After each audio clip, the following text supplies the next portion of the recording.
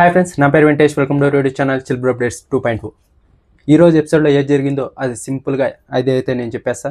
నేనేమనుకున్నాను, ఈరోజంతా mask man పాపం మూడీగానే ఉన్నాడు. ఎందుకంటే 2 days షూటింగ్ ఒకే రోజు జరుగుతుంది. సాటర్డే ఫుల్ కోటింగ్ అయింది కాబట్టి మనోడు అలానే ఉన్నాడు ఎపిసోడ్ అంతా. ఈ సండే ఎపిసోడ్ అంతా అని ఉన్నాడు.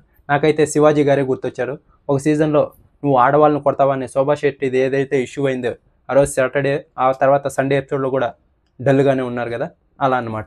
ఆ తర్వాత నాగార్జున గారు అయితే కన్ఫెషన్ రూమ్ తీసుకొని మాట్లాడారు.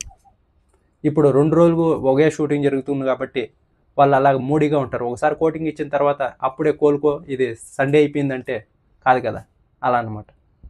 మాస్క్ మ్యాన్ అయితే మూడీగానే ఉన్నాడు. ఇంకా నెక్స్ట్ వచ్చేసి శ్రీజ కరెక్ట్గా టైం చూసుకొని మాస్క్ మ్యాన్ అయితే ఇరికిస్తుంది. అందరూ టైం వచ్చినప్పుడు ఎవరికి వాళ్ళ అపోనెంట్ని ఇరికిస్తూనే ఉన్నారు. ఇంకొచ్చేసి ఇమ్మాన్యువల్ వచ్చేసి ఏం చెప్పాడు, మొన్నైతే నేనైతే ఆడవాళ్ళ నుంచి ఓనర్స్ని సెలెక్ట్ చేస్తా, ఎందుకంటే వాళ్ళ హెల్త్ ఇష్యూస్ ఇది అని చెప్పాడు. ఇప్పుడు కరెక్ట్గా ఆ టైం వచ్చినప్పుడు మటుకు బర్నీ గారిని ఓనర్గా సెలెక్ట్ చేశారు. తనుజా గారిని సెలెక్ట్ చేసిన వాళ్ళు ఆ లెక్కకు వస్తే. ఇంకొచ్చేసి ఆ ఓనర్ అవ్వడానికి టాస్క్ పెట్టారు కదా, ఆ టాస్క్ అయితే నాకు అస్సలు నచ్చలేదు. వాళ్ళు వేసుకున్న డ్రెస్సులకి కొంచెం టైం ఇచ్చి ఉండాలి, డ్రెస్ చేంజ్ చేసుకునేదానికన్నా.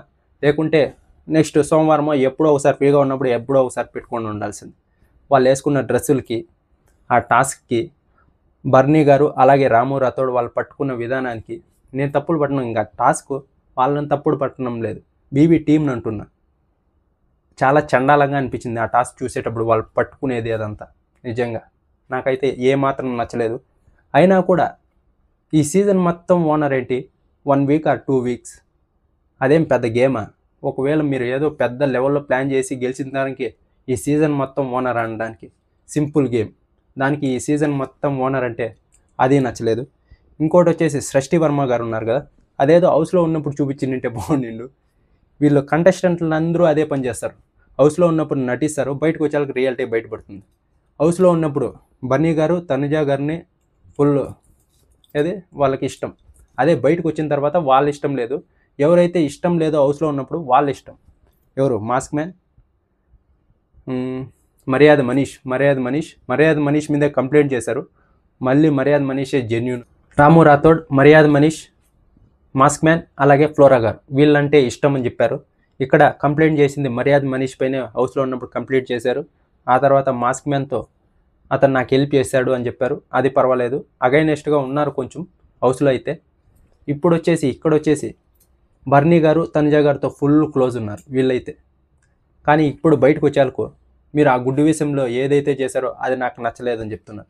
అది హౌస్లో ఉన్నప్పుడే 2 రోజుల ముందుగా ఇంకా గట్టిగా స్టాండ్ తీసుకొని మీరు నాకు చేసింది నచ్చలేదు, మీకు తెలుసు కదా చెప్పి ఉండాల్సింది అని స్ట్రాంగ్గా నిలబడి ఉంటే ఇంకా బాగుండేదేమో.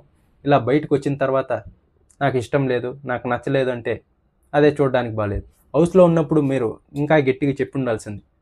నేను మిమ్మల్ని బాగా నమ్మా, మీరు అప్పుడు చెప్పి ఉంటే ఇంకా బాగుండేది అని.